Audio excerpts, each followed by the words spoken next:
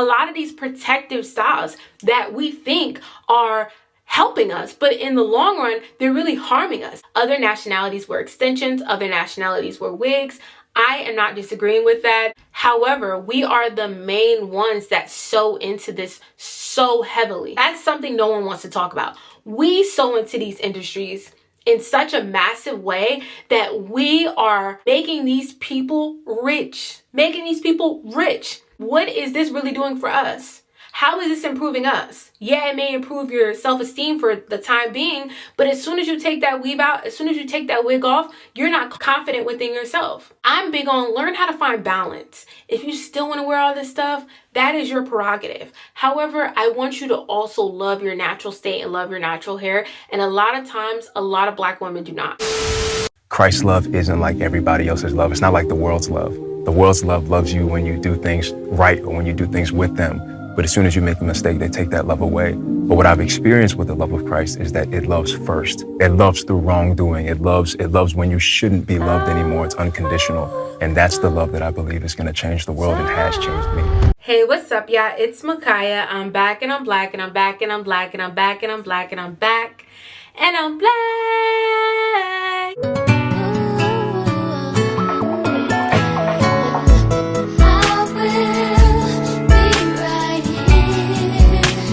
Sasha here.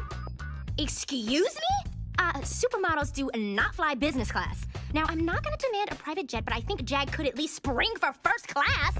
And today I am bringing you all another video diving into how much people profit off of Black women regarding hair care. And before I go deeper into it, yes, I'm in cosplay. I went to an Asian food festival today, so I'm cosplaying as Cinnamon Roll, a little inspired look. So yeah, I thought it was just really cute to see, and I'm like, okay, I'm not gonna take it off. We're just gonna rock and roll with it for the video. But this is a conversation I've been having, especially over the last few years, because this is what I've deconstructed and really started piecing together as I've been on my lock journey regarding how much people really profit off of Black women regarding hair care, weaves, wigs, braiding hair, and a lot of us are not the ones profiting from it. There are other nationalities, other people profiting off of this system.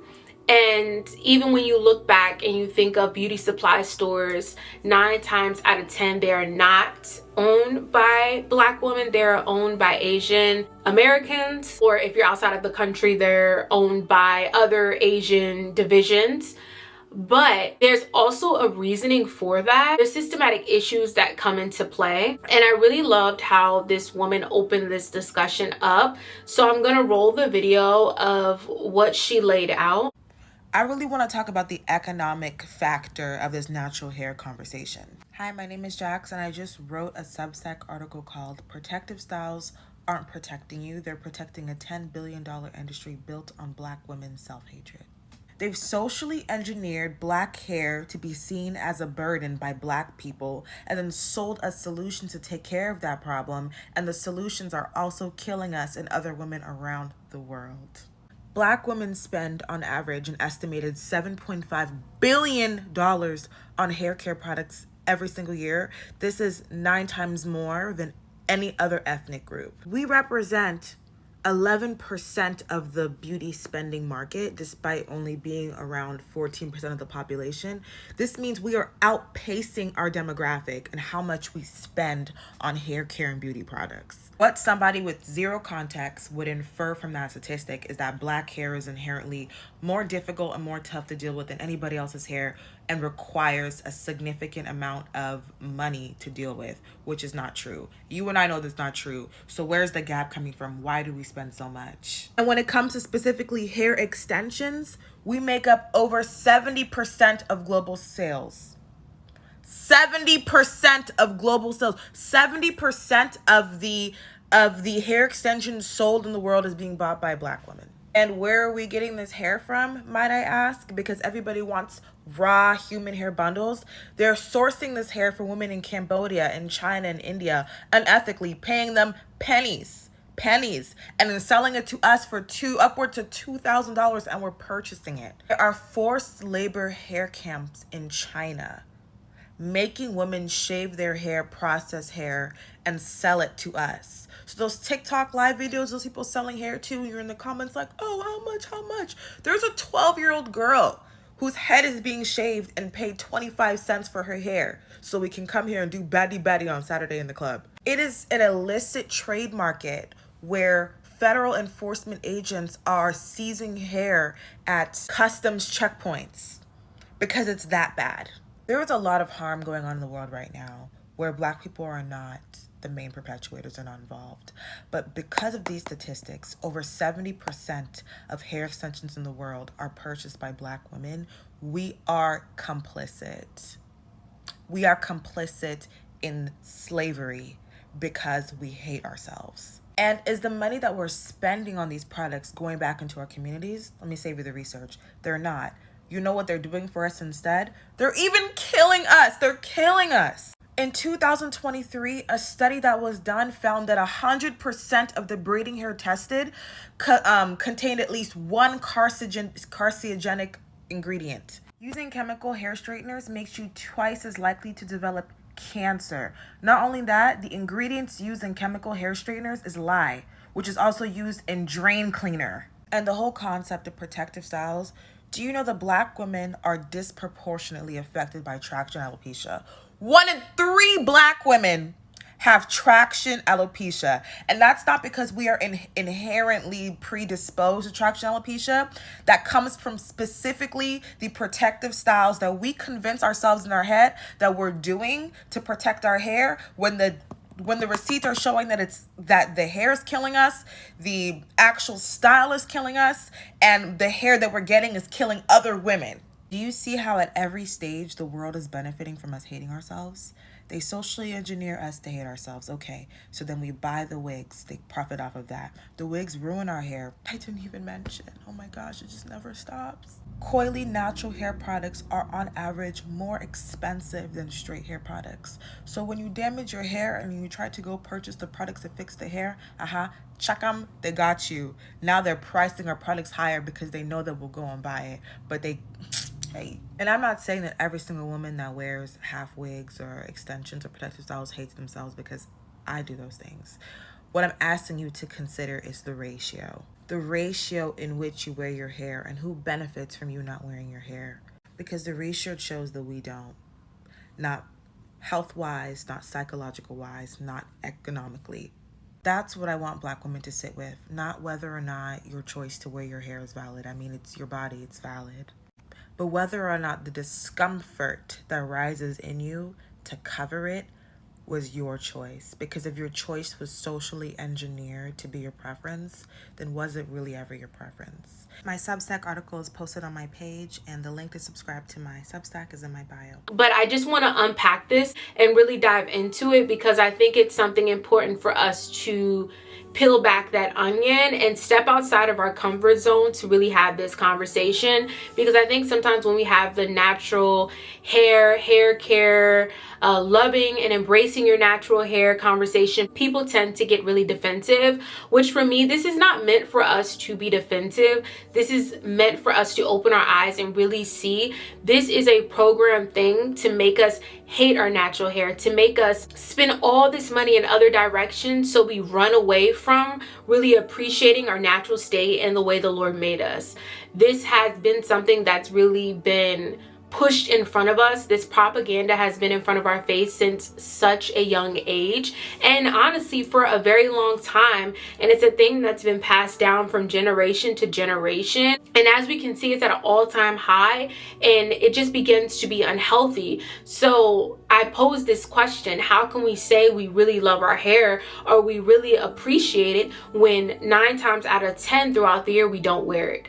We pour into other hairstyles, we pour into braids, we pour into weaves, we pour into wigs. And I'm touching on myself as well, is because I had to deconstruct this even with my own perspective. But let me pause there, because I'm about to keep going, but I just want to get some formalities out the way. But Before we dive deeper into the video, please make sure you like, comment, and subscribe to see more of me. And if you're new, hey, and if you're a returner, I really, truly appreciate the love. If you get the chance, please check out my social media platforms down within the description box and on the screen, where I display my passion for fashion along with other interests that I have. And for all who are new, you should know I do an array of topics. I am extremely diverse. I do more nerdy topics, I do nostalgic topics, and I do more conscious topics. Plus, I dibble and dabble within vlogs. So we do a little bit of everything around here. I'm your girl. So let's get back into the video. And it's like, how can we truly say we love and appreciate something when we're always pouring into other ways to hide our hair or other ways to protect our hair? Protective styles are not always protective styles as they may seem. The wording of having a protective style is low-key misleading when you think about it, because technically your hair alone is just continually growing. Like, it's constantly growing. So to now say, I'm going to get braids, or I'm going to get a wig, or I'm going to get whatever, and then label it as a protective style, it isn't entirely true when you think about it. Like, I'm not saying there's anything wrong with getting any of these styles. It's more about the wording, because it's like, what are you actually protecting your hair from if it's just going to be growing out of your scalp? Okay, so if you have your natural hair and then you feel like you have to manipulate it in order to wear it out, which means you could blow dry it a lot, or you can straighten it, or you comb it a lot, and then that causes a lot of breakage. That would mean you wanting to get a protective style would be to reduce the amount of times you manipulate your hair to reduce the breakage. Do you get what I'm saying? So it's like you just kind of want to take a break from having to keep manipulating your hair to do different things, so you don't end up breaking it more, so that it can be left alone. Bro, it's like 5 a.m. I'm trying to word this clearly. But yeah, you're just basically trying to manipulate your hair less.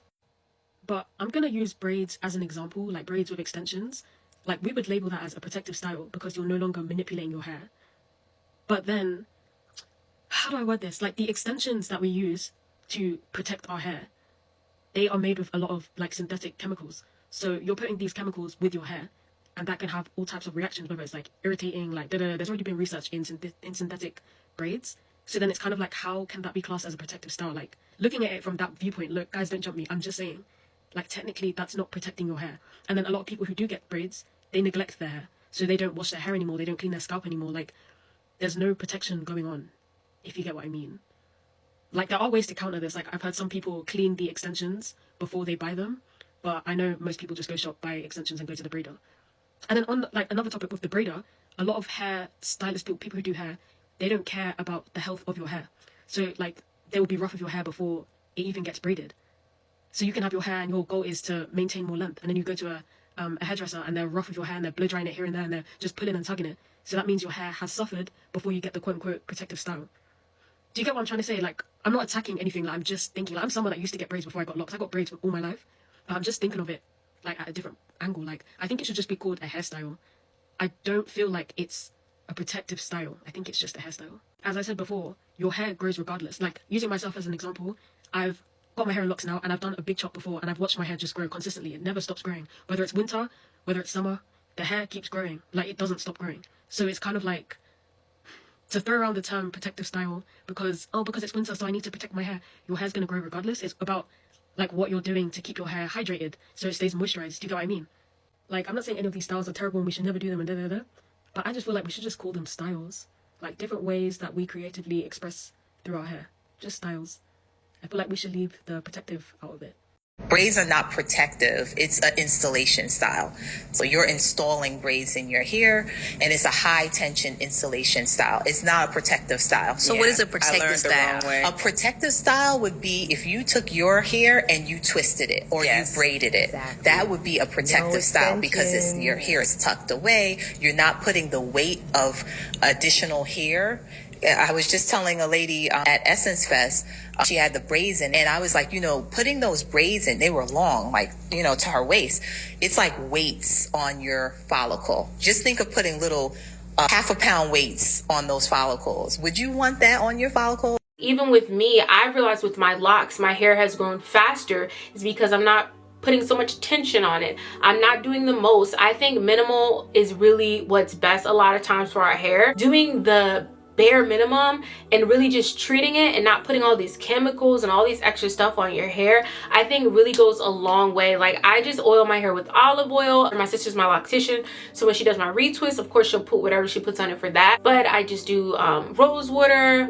Like, I keep it very simple, and my hair is so beautiful and it's really sprouted into such a wonderful thing. But if I did not lock my hair, I know I would not be where I'm at right now when it comes to this natural hair conversation. I'm not picking on anyone, because I was there. I was someone who did not wear my hair like that, and I hid behind protective styles just to run away from the fact that I didn't want to do my hair. I'm not saying that's for everyone's sake. Sometimes we like to switch it up and wear our hair as well. I'm kind of like that now, where I love a good like afro wig. I'll throw that on and then I'll like go back and forth between it, or I'll add extensions to my locks, and I'll do different things like that. But I still embrace my hair, and I wear my hair majority of the time throughout the year. But we've been programmed and trained, and I'm going to do a whole separate video on the history of that, is because I think it's important for us to really just peel back that onion and really just look in the mirror. I know this is a hard conversation and people are like, oh, why is this important? Why do you care? But I think it is so important.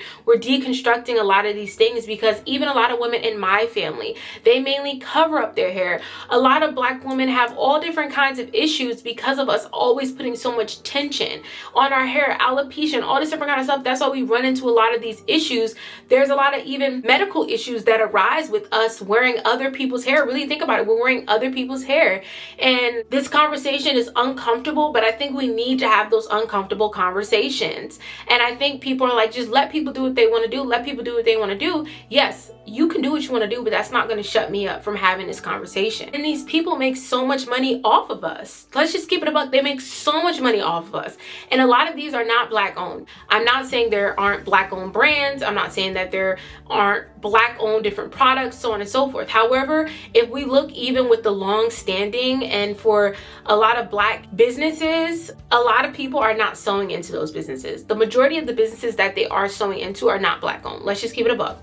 And a lot of times too, sometimes this is another issue when you sew into a lot of Black owned businesses, when it comes to hair care and when it comes to beauty supply stores and all different kind of stuff. A lot of times the prices tend to be higher, and for your average person, it's just financially better to sew into other places. And it's so sad to say that, but that is just the truth. And that goes into a lot of the exporting, how much it costs. There's a different cost if an Asian individual is opening up a beauty supply store to a Black individual. I know, because I was diving into this whole process and trying to seep in there, but it's a lot harder than we realize. And I guess I never thought about the harmful effects when it comes to human hair. I guess for me, my own little bias, I thought that people were willingly donating their hair, but to know that people are not willingly donating their hair, to me makes it even more worse. Even makes the issue a whole bigger issue in itself, right? It makes it so much deeper.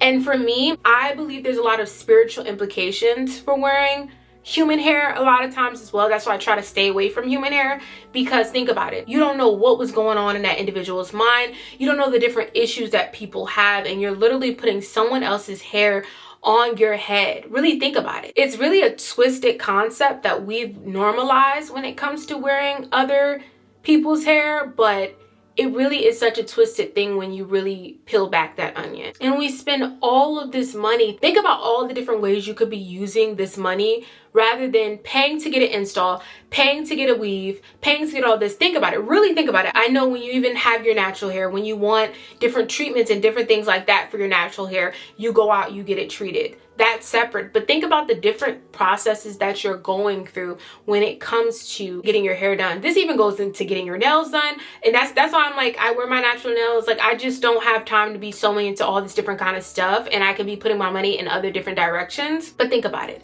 You buy the weave, you buy the bundles, you buy the wig, which a lot of times that is not cheap. Then you have to pay for it to get installed, right? Then you may have to pay for it to get curled, depending on the stylist. Then you may even have to pay to wash your own hair. Then if you want those extensions dyed, or if you want that weave bundles wig dyed, then you got to pay for that, right? Then the wig probably lasts for about 2 weeks. Then the weave probably lasts for about a month or two. Then guess what? You got to take it out. And a lot of times people continuously put this kind of stuff in their hair. And a lot of times people are not recycling their hair that they have. A lot of times they are not. They're not. I think people should do that if you're going to wear it, but a lot of times people do not because they want a new look, especially due to social media. We always want to look new. We always want to look fresh, so on and so forth. So then what do? They do the whole process again. Think about how much you spend when it comes to getting your hair done, buying these bundles, dyeing all this different kind of stuff. Think about it. Really think about how much you are spending. Then on top of that, this goes into if you're a woman who wears lash extensions, if you're a woman that likes to get her nails done, if you're a woman that likes to get her toes done, if you're a woman that goes through all this different process of waxing, think about how much you're pouring into all of these different avenues. Think about how much you can pour into something else or pour into starting your own business by saving this money. And it's a problem, and we're the main ones sewing into this. Yes, other nationalities wear extensions, other nationalities wear wigs. I am not disagreeing with that. However, we are the main ones that sew into this so heavily. That's something no one wants to talk about. We sew into these industries in such a massive way that we are making these people rich. And what is this really doing for us? How is this improving us? Yeah, it may improve your self-esteem for the time being, but as soon as you take that weave out, as soon as you take that wig off, you're not confident within yourself. You're not confident within yourself. And I can speak on this because I felt that way. I knew I looked different in my mind when I had my natural hair out and then when I didn't have my natural hair out. And I'm speaking on your natural raw form, not straightening it, not altering it. I'm speaking on your natural raw form. I felt differently when I had those bundles, and I felt differently when I had my natural hair out. It was two different feelings. And one, I felt good. One, I'm like, oh, I'm having an off day. I don't look that good. And that's a problem. And I know many other Black women feel this way. People cannot say they don't feel this way because if you do not wear your hair, 90% of the time, majority of people have their hair covered up, right? So if you don't wear your hair 90% of the time throughout the year, do you really love it? You cover it up. How can you say you love your friend, right? If you don't pour into your friend, if you don't take that time to spend time with your friend, how can you say you love it? So the same concept is, how can you say that you love your hair, but you don't wear it out? You don't give it any tender love and care. You don't take your time to really cater to yourself when it comes to your natural look. How can we say we really love something if we probably don't pour into it? And I'm so thankful that my mom forgot about giving me like a perm or a relaxer, and I've never put any of these chemicals in my hair before. However, if you are a woman that has, pray over your head, pray over your hair, because a lot of this stuff can be very detrimental. And as we can see, there can be a lot of health issues that arise from it. So what I'm saying is that there's so many different issues, and this is such a problem that I really want us to start focusing in on, because a lot of times we as Black women, we kind of just brush to the side. Let people do what they want. Let me do what I want. Let me do what I want. However, I'm gonna let you do what you want, but I'm gonna give you the facts. I'm gonna give you the truth. And a lot of times we need truth out there. Nowadays, there's nothing but lies out here. People just telling you what you want to hear, but we need to hear this kind of stuff so that we can get better as a community, so that we can get better as a collective. And even with myself, I had to peel back that onion and get my certain stuff in order, okay? I had to peel back that onion. I was that girl.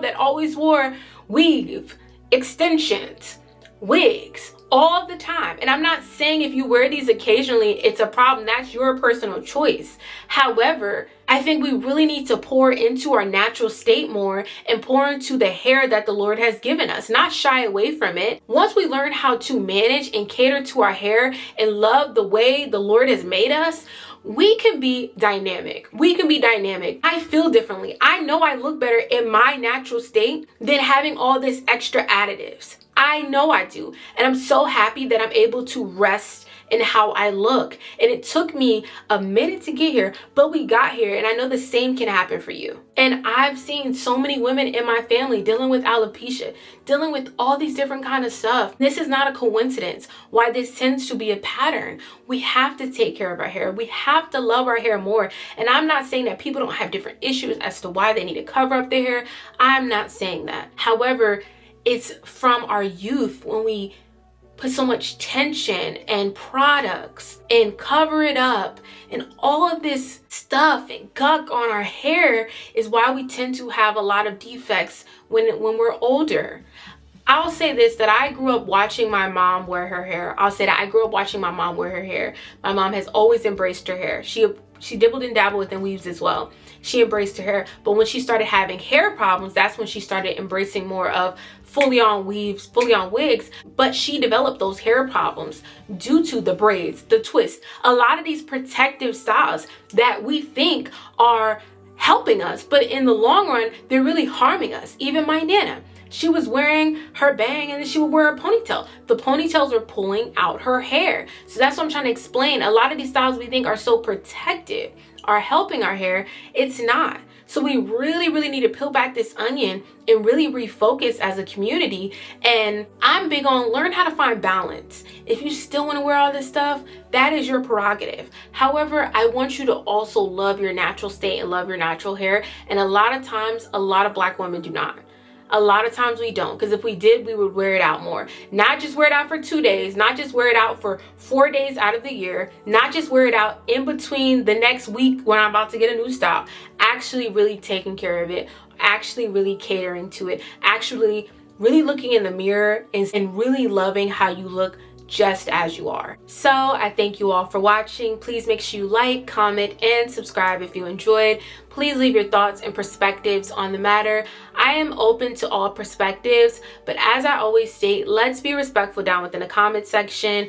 And I want you all to remember that you are loved by the God who created the universe. He made you for such a special purpose. There's no mistake as to why you are here. So I'm so thankful. The Lord made you wonderfully, down to your hair, down to your facial features. He made you wonderfully. So sit and rest in that. And I can't wait to check you all out in the next video. Stay blessed, everyone.